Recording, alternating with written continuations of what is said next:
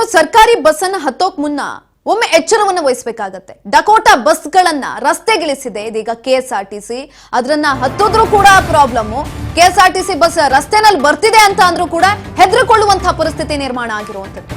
Dakota ಬಸ್ಗಳನ್ನ ರಸ್ತೆಗಿಳಿಸಿದ KSRTC ಸಂಚಾರದ ಸಂದರ್ಭದಲ್ಲಿ ಒಂದೇ ಕಡೆ ವಾಲ್ಕೊಂಡಿದೆ ಕೆಎಸ್ಆರ್ಟಿಸಿ ಬಸ್. ಫಿಟ್ನೆಸ್ ಇಲ್ಲದ ಬಸ್ಗಳನ್ನ ರಸ್ತೆಗಿಳಿಸಿರೋ ನಿಗಮ. ಬಸ್ಗಳ ನಿರ್ವಹಣೆಗೂ ಕಾಸಿಲ್ವಾ ಅಂತ ಜನ ಪ್ರಶ್ನೆಯನ್ನ ಕೇಳ್ತಿದ್ದಾರೆ. ಬಸ್ ಅಪಘಾತ ಆದ್ರೆ ಯಾರು ಹೊಣೆ ಅಂತ ಆಕ್ರೋಶವನ್ನ ವ್ಯಕ್ತಪಡಿಸ್ತಾ ಇರುವಂತದ್ದು. ನೋಡಿ, ಗ್ಯಾರಂಟಿ ಯೋಜನೆಗಳನ್ನ ಜಾರಿಗೆ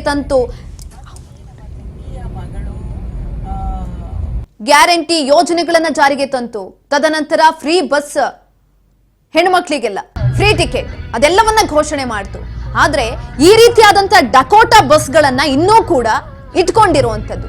ಅದ್ರಲ್ಲಿ ಯಾರಾದ್ರೂ ಹತ್ತಿದ್ರೆ